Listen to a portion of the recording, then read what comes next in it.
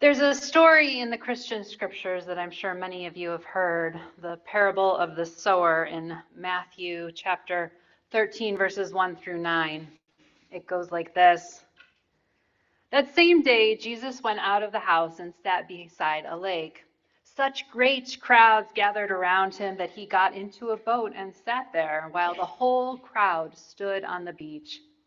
And he told them many things in parables, saying, Listen, a sower went out to sow. And as he sowed, some seeds fell on the path, and the birds came and ate them up. Other seeds fell on rocky ground where they did not have much soil, and they sprang up quickly, since they had no depth of soil. But when the sun rose, they were scorched, and since they had no root, they withered away. Other seeds fell among thorns, and the thorns grew up and choked them. Other seeds fell on good soil and brought forth grain, some 100-fold, some 60, some 30. Let anyone with ears listen. Bless Jesus, just trying to get a break, and people keep expecting him to preach and follow him around everywhere he goes. Listen, ministry is a whole lot, no matter what the size of the position, and it's more when we're continuing in an endemic, the acute part of the pandemic having killed millions of people. Volunteerism is probably at an all-time low. Attendance and membership are also lower than they've been in decades for everybody, and the world is on fire, both literally and figuratively. Sometimes we all just want a break. Although I have not really been one for the scriptures most of my life, I learned the wisdom of this story early in my formation as a mentor shared that ministry is just like this. Our purpose is to sow seeds.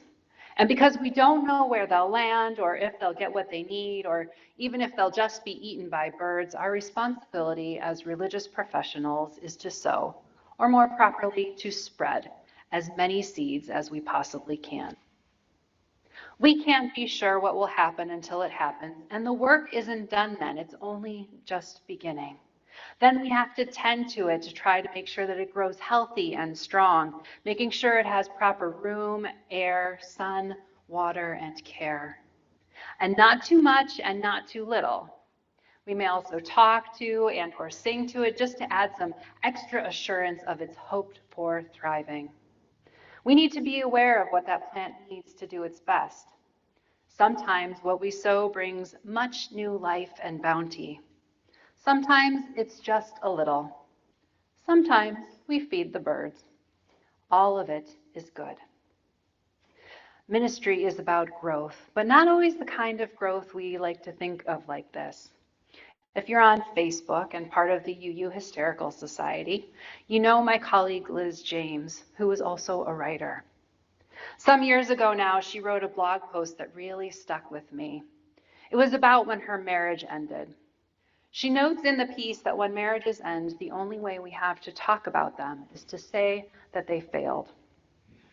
Liz observed that good marriages can end before death ends them, and that doesn't make them less good. So listen, things coming to an end, a natural organic end, is not a failure or meant to be a loss. Sometimes it is just an evolution, and recognizing this is valuable. Growth also comes from recognizing what has ended, what has died, and letting it be the foundation for new life. Liz recounted once having gone to an old growth forest where the trees lived for hundreds of years. And then she realized as she looked down toward the ground that those trees' lives didn't end. They just became the source of new life as they were transformed into nurse logs. Moss and flowers and fungi and even new trees make their lives from these fallen trees, life that wouldn't have been supported in the absence of these logs. That is, only what has ended could give new life to something else. The forest then becomes layers of life and an ecosystem that self-regulates. Nothing is ever wasted. So the other connection that I made with the scripture before is that ministry isn't just about throwing seeds everywhere, waiting to see what takes hold. Obviously, we don't enter into a barren land or an abandoned lot and simply hope that we can make something beautiful there with some new seeds. Sometimes there's already a bush that we are sure is a rose bush waiting to be properly tended, or maybe other plant life that could use some care. So we tend to what we have. Sometimes things are growing too wild or seem to be dying out, no longer able to sustain life in the same way. Sometimes another tree has fallen and there's more sunlight coming in this part, and all sorts of things are springing up. Sometimes the seeds we spread aren't what takes root, and instead we are planting whole bushes in Wanda's lot. Sometimes it's a whole ecosystem that needs careful tending as we enter into it to make sure it continues to thrive. Sometimes we learn to respect that the thorn bush is indeed a thorn bush, but that doesn't mean that we can't still make it beautiful. And mostly what we realize is that it's the coming together that made any of it worth loving in the first place. That when everyone brings love and life, we can create something new and meaningful. Listen, ministry is many things. In some ways, we might say that ministry is learning the always moving balance of nurturing, of holding on and letting go, sometimes even needing to do both at the same time. Each has its time and purpose. I don't know if you've seen the Carvana commercial with Kristen Bell and her husband Dax Shepard. He asked her about whether they should sell their van, and she's like, "Oh, I've been looking into it for 7 months already. It's on Carvana." He asks about putting the sale through, and she replies, "Hold." Again and again, he asks, "Now?" And she replies, "Hold." And then all of a sudden, she says, "Now." And before he can respond, she sold it. I can all but guarantee you will hear me say that it's not time for something yet, at least once, that the congregation isn't ready for it yet. And it will be because I am balancing that hold and now. A friend used to say to me all the time, God only has 3 answers to any question: yes, no, and not yet. It's important to recognize that no and not yet are not the same. They each have a place and purpose, just as the ever important yes. We think that yes is better than no, but again, each has their place and purpose. A holy no is just as important and meaningful as a holy yes. A holding on is just as important and meaningful as a letting go. We do best when we hold on to each other, and we let go of what is holding us from growing in ways that let us flourish and not merely survive or barely fend off death. We may need to channel our inner 2-year-olds from time to time to say no to things that don't bring us alive or don't make us happy. I can already tell you that you'll be hearing me say no to things because they are unsustainable for me. I don't want anyone doing what is unsustainable either for themselves or for the congregation, because in the end, it serves no one. And if there's something that you are interested in doing and haven't been asked yet, hit me up. Let's talk about it. Or if you have an idea, I'll listen. Bill will listen. Others will listen. None of us alone can save a church. I keep hearing that there aren't enough people to do the things that need to be done. This tells me that expectations are too high around what needs to be done. We're going to explore and experiment together what can be done better and differently. There are no mistakes, only lessons. Again, there is a lot of holding in ministry. Holding hands, holding hearts, occasionally holding tongues. There's also a lot of letting go of expectations, letting go of feelings and emotions, letting go of hopes and visions that don't serve us any longer, and the need to take credit or have control, especially outcomes. We need to hold on to each other and let go of those expectations. We need to learn that the best magic happens when we gather and talk and listen to one another. Our hope is only as great as we're willing to risk for it. Our future is only as bright as we're willing to risk and work for it. But anything is possible when we journey on that road called hope together. Listen, ministry is a wild ride, but it can be a great one. Together, we can do a lot of good. We need to learn where we need to plant seeds and what might do better to let become a nurse log.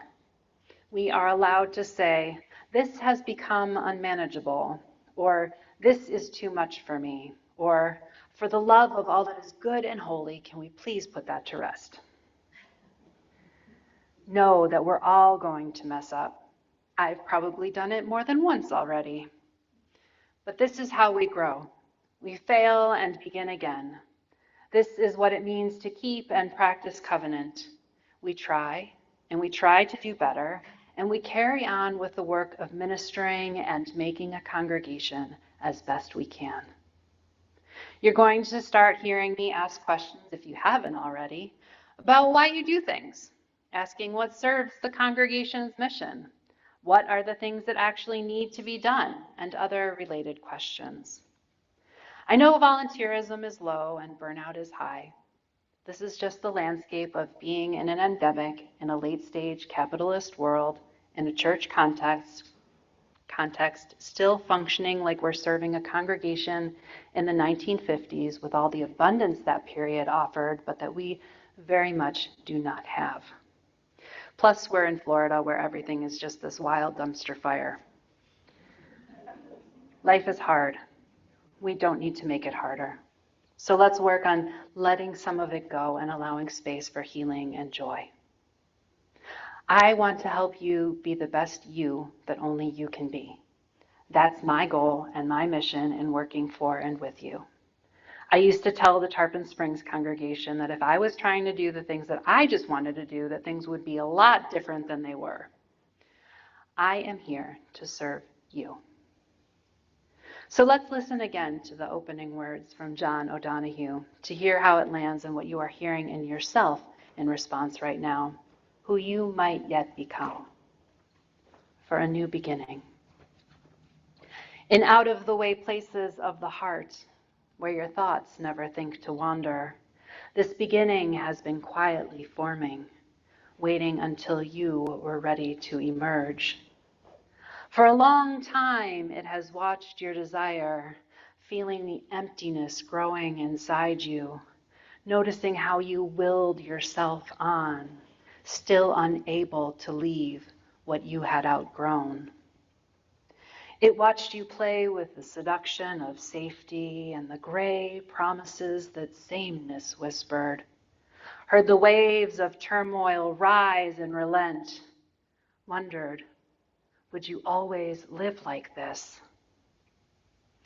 And then the delight when your courage kindled and out you stepped onto new ground, your eyes young again with energy and dream, a path of plenitude opening before you.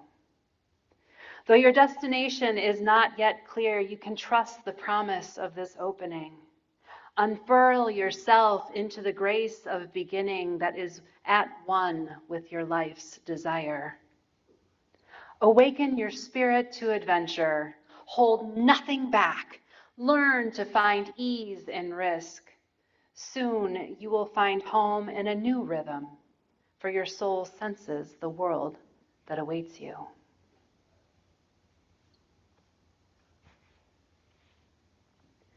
If you would please rise and lift your voice in song to our closing hymn, Come Thou Fount of Every Blessing.